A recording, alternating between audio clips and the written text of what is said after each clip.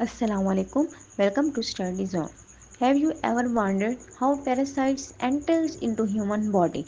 Our today discussion will be about it. Actually, I'm talking about some important trematode parasite of human. सबसे पहले हम Chinese liver fluke को देखते हैं। Chinese liver fluke जिसे क्लोनोर्कस sinensis भी कहा जाता है, ये कॉमन एशिया के अंदर पाए जाने वाला एक कॉमन पैरासाइट है। 30 मिलियन पीपल इस लिवर फ्लू से इफेक्टेड हुए हैं।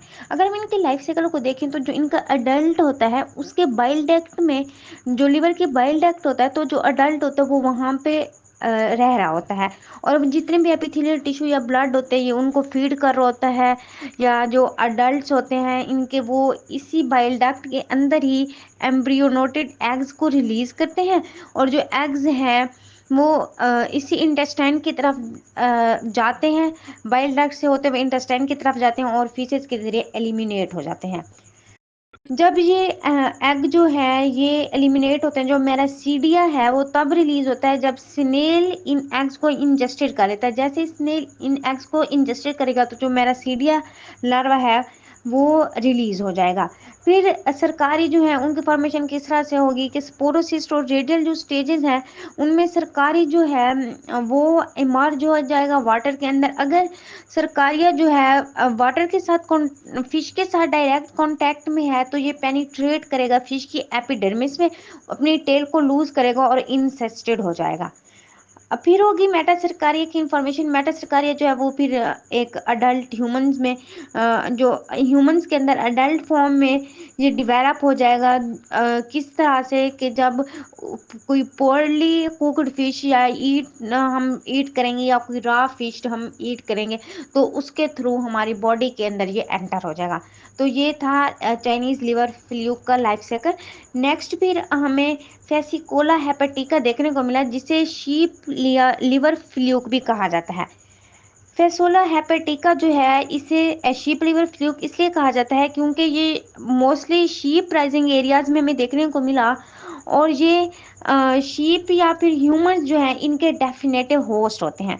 इनकी हैबिटेट की बात करें तो ये भी लिवर की बाइल डक्ट के अंदर ही सर्वाइव कर रहे होते हैं, रह रहे होते हैं। इनके लाइफ साइकिल को देखें तो सबसे पहले एग की फॉर्मेशन होंगे। एग्स जो है वो बाइल डक्ट से इंटेस्टाइन की तरफ जाएंगे और ये इंटेस्टाइन से एलिमिनेट हो जाएंगे फिजिस के थ्रू। मेरासीडिया जो है ये आएगा, एग हैच होगा, रिलीज होगा मेरासीडिया, और जो मेरासीडिया है ये प्रॉपर स्नेल की जो स्पीशीज है उसको लोकेट करेगा, उसी के अंदर ही इसने जाके रिलीज होना होता है। स्पोरोसिस की फॉर्मेशन होगी। मेरासीडिया जो है वो स्नेल के सॉफ्ट टिश्यूज में जाके पेनिट्रेट करेगा और फिर ये स्पोरोसिस में डिवेलप हो जाएगा। फिर रेडियाई सरकारी की फॉर्मेशन होगी। जब स्पोरोसिस जो है वो रेडियाई में डिवेलप होगा तो वो सरकारिया की फॉर्मेशन करेगा। जब सरकारिया की फॉर्मेशन हो जाएगी वो स्नेल के अंदर इमर्ज हो जाएगा, तो ये इंसेस्टिक होगा एक्वेटिक वेजिटेशन में, और फिर ये उसी तरह से मेटा सरकारिया में चेंज हो जाएगा। अडल्ट इनका किस तरह से फॉर्म होता है कि जो शीप या दूसरे एनिमल्स हैं जब वो इन्फेक्टेड होते हैं तो वो एक्वेटिक वेजिटेशन में ग्रास कर रहे होते हैं, तो इस तरह से ह्यूमन जो है वो फिर इस ईटिंग फ्रेश वाटर प्लांट जिन्हें वाटर क्रैश कहा जाता है, जब इनको ईट करते हैं तो फिर जो फेसिकोला हेपेटिका जिसे शीप लिवर फ्लू कहते हैं वो उनके अंदर चली जाती है। तो इस तरह से इनका ये जो लाइफ साइकिल है वो होता है, और ह्यूमन इस तरह से इनसे इन्फेक्टेड होते हैं। इनकी इकोनॉमिक इंपॉर्टेंस की बात करें तो जाहिर सी बात है जब शीप के अंदर ये बहुत ज़्यादा मिले पाया जाएगा तो ये इकोनॉमिक लॉस का ही बेस बनेगा ना, कि शीप की जो प्रोडक्शन है वो कम हो जाएगी, फिर हर तरह से हमें नुकसान का सामना करना पड़ेगा। तो इस तरह से इकोनॉमिकली भी इसको काफ़ी लॉस होता है जब शीप लिवर फ्लूक जो है वो इफेक्टेड होती है। जो लास्ट है वो है शिस्टोस्टोम जिसे ब्लड फ्लूक्स भी कहा जाता है। इनके मेडिकल सिग्निफिकेंस की बात करें तो इनको काफ़ी ज़्यादा मेडिकल सिग्निफिकेंस हासिल है, क्योंकि ये जो फ्लूक्स हैं ये हिस्ट्री में काफ़ी इम्पोर्टेंट रोल प्ले कर रहे होते हैं। प्लाज्मोडियम के बाद इन्होंने ही 20 करोड़ या 200 मिलियन पीपल पूरी दुनिया में उनको इन्होंने इफेक्टेड किया है। इसकी वजह से इतने लोग इफेक्टेड हुए हैं, तो इसी वजह से मेडिकली इसको काफ़ी इम्पोर्टेंस दी जाती है। अगर हम इनकी जियोग्राफिकल सिग्निफिकेंस की बात करें तो ये मोस्टली हमें ये Africa, south Asia, America, southern Asia, इनमें हमें ये देखने को मिलता है। इनके लाइफ साइकिल की बात करें तो मोस्टली जितने भी अडल्ट डाइशियस होते हैं वो ह्यूमन ब्लड स्ट्रीम के अंदर रह रहे होते हैं। जो इनका मेल फ्लूक होता है वो शॉर्टर होता है, थिकर होता है फीमेल से, और इनकी जो मेल की बॉडी की साइड्स हैं वो कर्व होती हैं, तो वो कैनाल बना लेती हैं उनकी वेंट्रल सरफेस के अलोंग। फीमेल के जो फ्लूक होता है वो लॉन्ग या सिलेंडर होता है, और इसने जो मेल की कैनाल है उसके अंदर ये सरवाइव कर रहे होते हैं। इनमें कपुलेशन होगी, कपुलेशन का जो प्रोसेस है वो कॉन्टिन्यूस होगा। जो फीमेल है वो 1000 ऑफ एग्स प्रोड्यूस करेगी अपनी लाइफ टाइम में।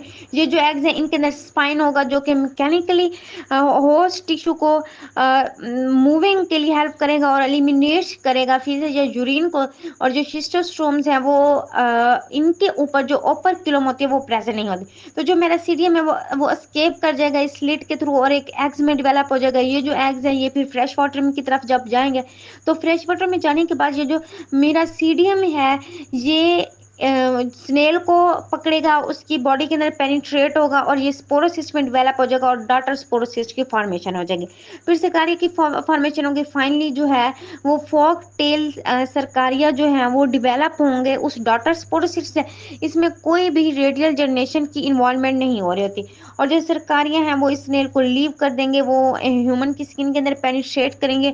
एंटीरियर जो उनके ग्लैंड हैं जो कि डाइजेस्टिव इंजाइम्स की सिक्रीशन कर रहे होते हैं उसके अंदर ये पेनिट्रेट करेंगे। इनके अडल्ट को देखें तो ह्यूमंस के अंदर जो सरकारियाँ हैं वो अपनी टेल्स को लॉस कर देंगे और ये उनकी इंटेस्टाइनल वेन्स के अंदर अडल्ट में डिवेलप हो जाएंगे। और मेटा सरकारिया की स्टेज जो होती है वो इन शिस्टोसोम्स यानी ब्लड फ्लूक्स में एब्सेंट होती है। आई होप सो कि आपको इस लेक्चर की क्लियर अंडरस्टैंडिंग हो गई होगी। इस टॉपिक से रिलेटेड कोई भी आपका क्वेश्चन है तो आप कमेंट बॉक्स में पूछ सकते हैं। Thank you.